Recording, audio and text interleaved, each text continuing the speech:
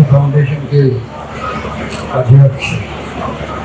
Engineer Akshay Kumar Sahu जी रंजन साहू जी,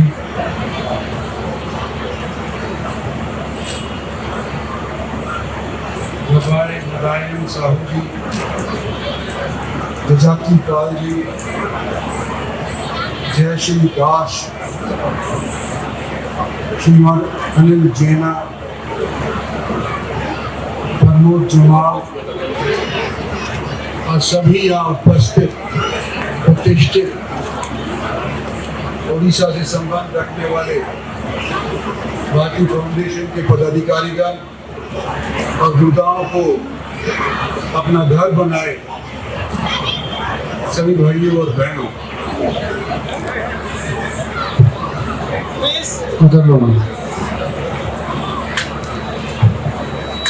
मुझे बड़ा अच्छा लगा कि आखिर उड़िया समाज ने, उनकी फाउंडेशन ने मुझे एक विशेष अतिथि के तौर के ऊपर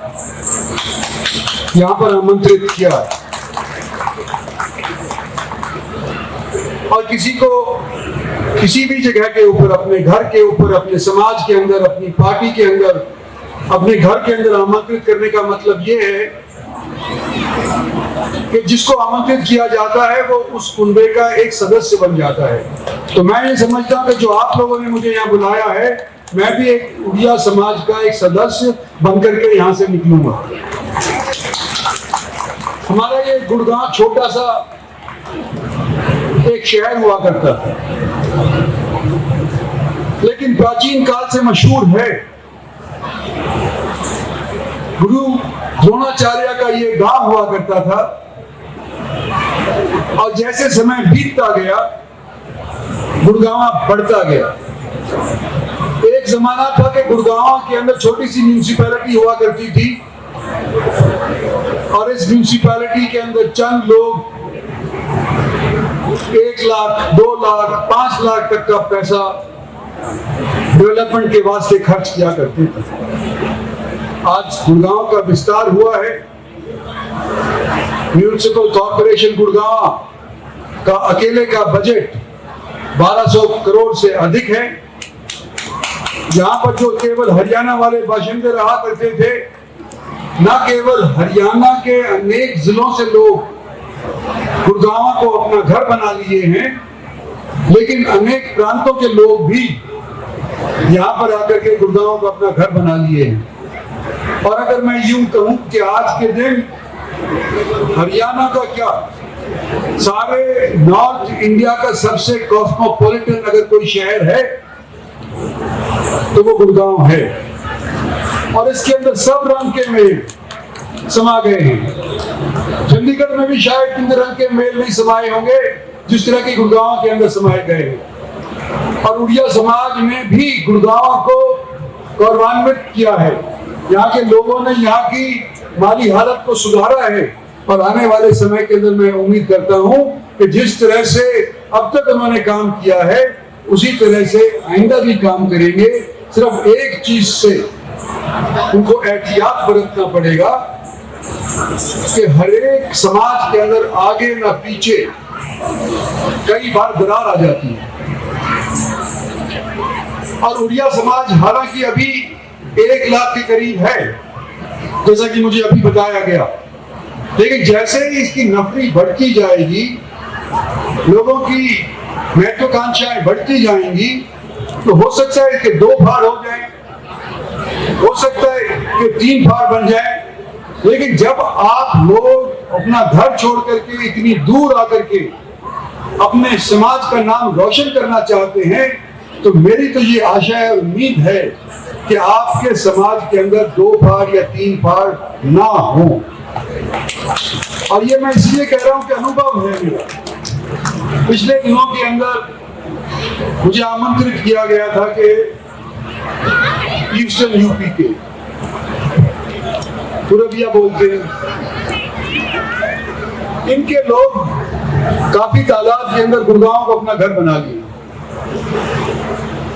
और कभी एक सेक्शन से कभी दूसरे सेक्शन से आमंत्रण आता था कि आप आए, छठ पूजा के लिए आए, आप किसी और कार्यक्रम के लिए आए। लेकिन मैं एक में जाता था तो दूसरा नाराज हो जाता था कि वे उसके क्यों गए और हमारे क्यों नहीं आए। तो मैंने उनसे निवेदन किया था और आज स्टेज से दोबारा से निवेदन करना चाहता हूं कि जब आप विदेश के अंदर दूसरे देश या अपना प्रदेश छोड़ करके आए हैं, आप संगठित होकर के मुझे एक कार्यक्रम के अंदर बुला लीजिए और मैं वहां जरूर उपस्थित होऊंगा और जो हमारे से हो सकता है आपके समाज के लिए सो करूंगा। वही बात आज के दिन मैं आपको कहने लग रहा हूं कि आज से 3 साल पहले जब नई नई सरकार हमारी दूसरी बार चुनी गई थी, केंद्र के अंदर नरेंद्र भाई मोदी को दूसरी बार बनाया गया था प्रधानमंत्री, इतिहास बना था। आमतौर के ऊपर सरकारें सत्तासीन दोबारा हो जाती हैं, कोई बड़ी बात ऐसी नहीं है, लेकिन जो भी सरकार दोबारा से सत्तासीन होती है उसकी कुल नफरी एमपीज की पहली निस्बत कम होती है। पहली बार इतिहास के अंदर ऐसा देखने को मिला कि देश की जनता ने सब क्षेत्र में सब वर्ग ने इकट्ठा होकर के जब दूसरी बार नरेंद्र भाई मोदी को सत्तासीन किया तो 273 से जंप मार करके 300 सीट दे करके और 300 से अव्वल सीट दे करके उनको दोबारा से प्रधानमंत्री बनाया। लेकिन जैसे ही प्रधानमंत्री बने, जैसे ही हरियाणा के अंदर दूसरी बार सरकार आई, कोविड का प्रकोप हमारे सर के ऊपर मंडराने लगा और बड़े बड़े देशों के गोडे टिक गए। बड़े बड़े देश जो अपने आप को समृद्ध माना करते थे, वो यूं महसूस करने लगे कि हमारे पास अगर वैक्सीन नहीं मिली तो हमारे पता नहीं कितने लोग मर जाएंगे। मैं बात कर रहा हूं बड़े बड़े देश जैसे साउथ अफ्रीका हुआ, ब्राजील हुआ, अर्जेंटीना हुआ, यूरोप के भी छोटे छोटे मुल्क थे, अमेरिका की तरफ देख रहे थे कि किसी तौर के ऊपर हमारे को वैक्सीन मिले। लेकिन वो कंपनियां जो वैक्सीन देना पसंद नहीं करती थी, केवल अपने देश तक ही उसको सीमित रखना चाहती थी, उन्होंने उन मुल्कों को वैक्सीन नहीं दी और भारत ने वो वैक्सीन देकर के उन मुल्कों को संवारा और हमेशा के लिए दोबारा से भारत का नाम विश्व के अंदर फैला। और केवल सरकार को ये श्रेय नहीं जाता, ये आपके कलिंगा फाउंडेशन, इसकी मेरे को रिपोर्ट आती थी कि जब पहली बार सन 20 के अंदर जब पहली बार लॉकडाउन हुआ, रातों रात लोगों का काम छिन गया। 1 महीना 2 महीना तक उनको मालूम नहीं था कि दोबारा से उनको काम भी मिलेगा कि नहीं मिलेगा। तो यहाँ के लोग,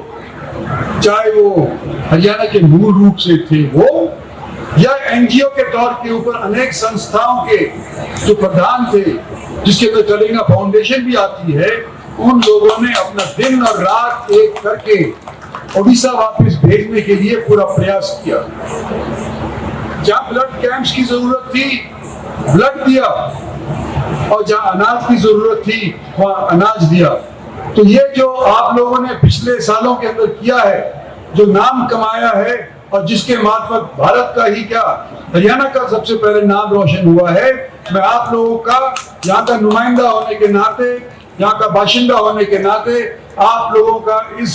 गुड़गांव जिले के अंदर और पार्लियामेंट्री कॉन्स्टिट्यूएंसी के अंदर और हरियाणा के अंदर स्वागत करता हूं और उम्मीद करता हूं कि आपका तालमेल मेरे साथ बना रहेगा और आने वाले समय के अंदर जो भी मेरे से कुछ सेवा आप करवाना चाहते हैं और मेरे हाथ के अंदर या मेरे कलम के अंदर अगर वो कलाकत हुई तो मैं आपके उस काम को जरूरी तौर के ऊपर अमली जामा पहनाऊंगा। धन्यवाद और जय हिंद।